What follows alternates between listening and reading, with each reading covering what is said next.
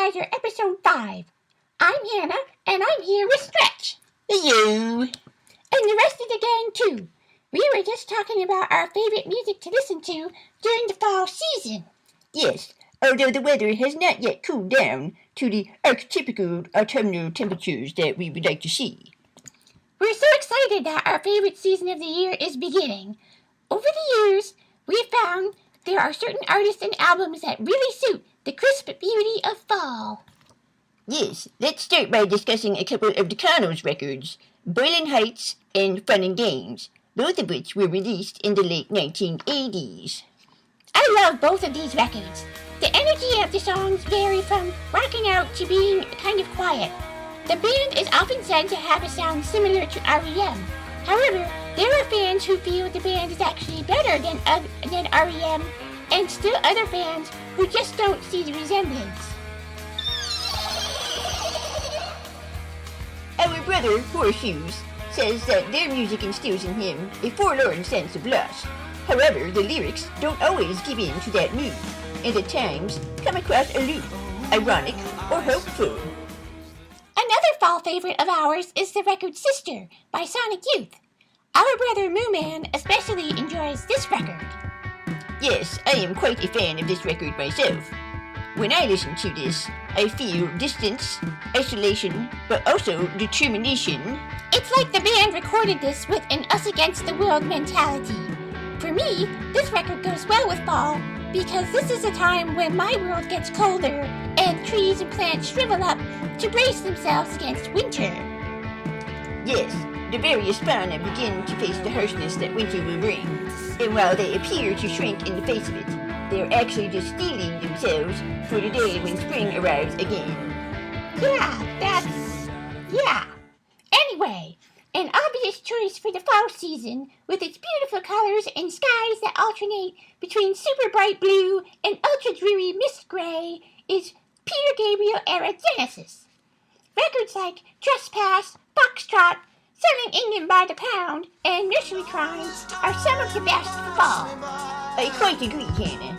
As our father has noted, the songs on these records are the audio equivalent of bucolic landscapes from the bygone era of pre-industrialized society.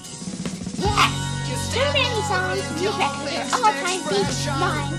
Bird the Fig, The Musical Box, Watcher of the Skies. There's so many epic songs on these records. Casual fans of Genesis may or may not be aware of the solo records released by Anthony Phillips, who is one of the band's founding members. If by chance you really like early Genesis, but don't know about Anthony Phillips' records, let us be the first to recommend them to you. We're fairly new to Anthony Phillips' music ourselves, and perhaps you are as well. So we'd like to spend the remainder of our episode featuring one of his records, which is titled Wise After the Event. This record, which is copyright 1978, is packaged in artwork created by Peter Cross. As you can see, it is rich with color, detail, and humor. Yeah, I get a chuckle from the fly with the fly over here. I like all the critters, especially this group here wearing hooded housecoats. I think it's really cool that the lyrics are included. I always appreciate that. There's even lyrics here for a song that's not on the record. Yes, that appears to be the case. The song is titled Squirrel, and a note is included to let readers know that while the song is not on the album itself, it will be made available on a single that is forthcoming. The album artwork extends to the vinyl itself.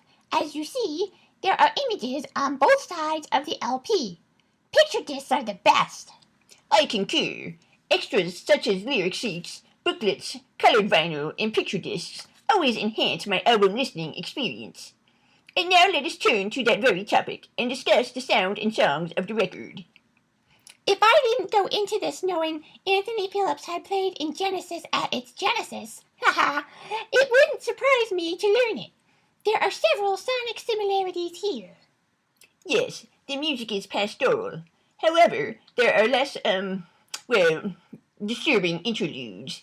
Each of these songs, as individual songs, and as components of the album, flow and glide into my ears without very many abrupt changes. Yes, I think I know what you mean. In some ways, this record is a bit more relaxing to hear because there aren't a lot of places that make you sit up and wonder, where did that come from? Which I will say is part of what I love about Genesis, but there are times when I prefer music that's a bit more hypnotic, which this record is. An excellent example is the title track, Wise After the Event.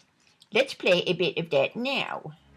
Ooh, I love this one. It has a catchy yet soothing rhythm, and guitars that sound like stars twinkling. Yes, this song is perhaps my favorite on the record as well, but the others on this album are excellent as well. I wish we could play this whole album, but that's probably not allowed for copyright reasons. So we'll conclude this episode before we cause any legal problems for ourselves. Yes, thank you for tuning in to Sinsehsiser Episode 5. We hope you enjoyed the discussion, and we hope that you'll contribute to it by leaving a comment about your favorite music to listen to during the fall season, and letting us know what you enjoy about any of the artists we've mentioned today. And please remember to check the links included with this video if you'd like to learn more about any of the artists that we have mentioned. This concludes our episode. Thank you for joining me and Stretch and the rest of the gang. Please tune in again when we post our next episode. Thank you. Bye-bye.